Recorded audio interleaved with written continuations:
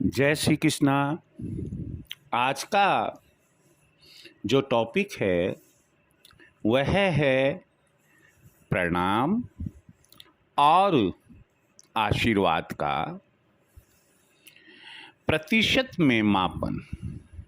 हालांकि इसका कोई सटीक गणितीय सूत्र नहीं है। आप इसमें रदोबदल अपने विचारों से, अपने विवेक से कर सकते हैं, लेकिन हम ये कह सकते हैं कि उच्च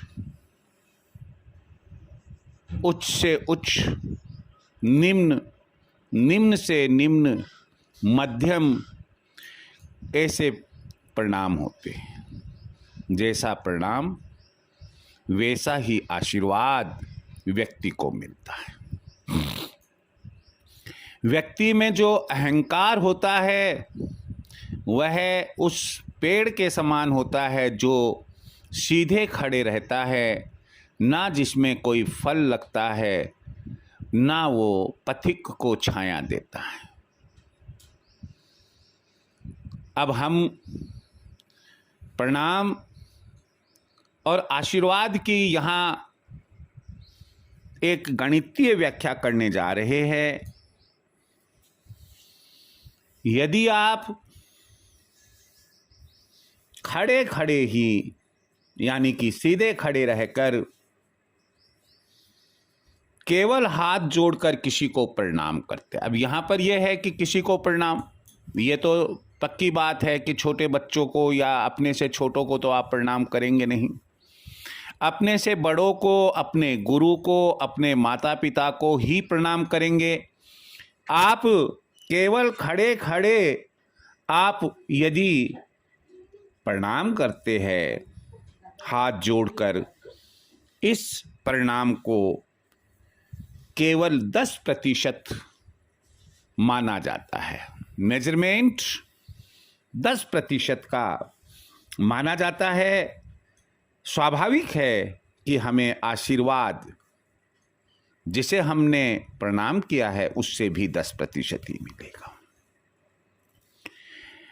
दूसरी कैटेगरी आती है खड़े खड़े हाथ जोड़कर लेकिन मस्तक झुकाते हुए हम प्रणाम करते हैं, तो माना जाता है कि आपने प्रणाम का 15% ही काम पूरा किया है। तो आशीर्वाद देने वाला जो आशीर्वाद देता है वह भी आपके 15% ही काम आएगा। यदि आपने कमर झुकाकर और एक हाथ से प्रणाम किया है, वह 25% की श्रेणी में आएगा। यदि आपने घुटने झुकाकर मस्तक सामने वाले के पैरों पर रखते हुए प्रणाम किया है, तो यह 75% की श्रेणी में आएगा। यदि आपने कमर झुकाकर दोनों हाथों से प्रणाम किया है, 50% की श्रेणी में आएगा। यह बीच में छूट गया था। लेकिन अब सवाल है कि 100% प्रणाम कौन सा होगा? इसे कहते हैं साष्टांग प्रणाम, जिसमें व्यक्ति पूर्ण अपने माता पिता के सामने जमीन पर लेटकर दोनों हाथों से प्रणाम करते हुए पूरा जमीन पर साष्टांग प्रणाम करता है, उसे 100% प्रणाम माना जाता है। और ऐसे प्रणाम का आशीर्वाद जो देता है व्यक्ति, वह आशीर्वाद भी 100% ही प्राप्त होता है। हमेशा मान कर चलिए कि प्रणाम में और आशीर्वाद में दोनों तरफ से योग्यता पूरी होनी चाहिए। योग्य व्यक्ति को ही प्रणाम किया जाता है और योग्य व्यक्ति ही आशीर्वाद देता है। योग्य व्यक्ति का दिया गया आशीर्वाद ही फलीभूत होता है। अहंकार ना प्रणाम करने वाले में होना चाहिए और अहंकार ना आशीर्वाद देने वाले में होना चाहिए। एक बात मैं और यहाँ स्पष्ट करना चाहूँगा आपको कि हम प्रणाम करते हैं अपने गुरु को, अपने माता पिता को, तो एक बात तो यह ध्यान रखें कि उनके पांव के अंगूठे को छूना, यदि हम सच्चा आशीर्वाद चाहते हैं।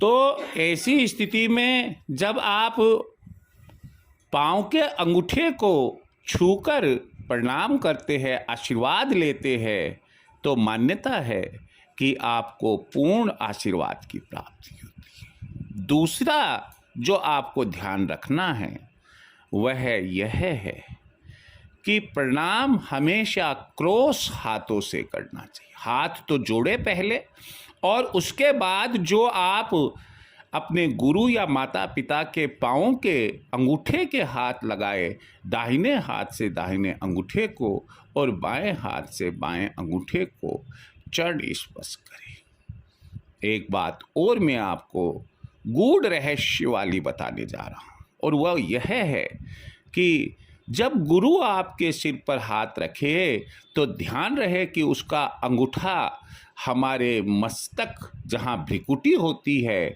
वहाँ होना चाहिए, और चारों अंगुलियाँ जो है वह हमारे सिर पर होनी चाहिए। यही चीज हमारे माता पिता भी यदि आशीर्वाद देते वक्त अपनाते हैं, हमें पूर्ण आशीर्वाद और पूर्ण ज्ञान की प्राप्ति होती है। मुझे उम्मीद है कि आपने प्रणाम और आशीर्वाद के इस गणितीय माप को समझा होगा और आप जीवन में 100% करने की ही कोशिश करेंगे। प्रणाम और आशीर्वाद देने योग्य है तो आशीर्वाद भी 100% ही आप देंगे। अहंकार को हमें एक तरफ रख देना चाहिए। पहली बात तो जीवन में कभी अहंकार ही नहीं होना चाहिए, क्यों कि अहंकार जीवन को नष्ट करने वाला सबसे बड़ा कारक फैक्टर होता है। तो जब हमें मालूम है कि अहंकार हमारे बुद्धि, हमारे विवेक, हमारे व्यक्तित्व, हमारे चरित्र सबको नष्ट करने वाला है, तो फिर भला हम उसका साथ या उसकी मित्रता क्यों करें। जय श्री कृष्ण।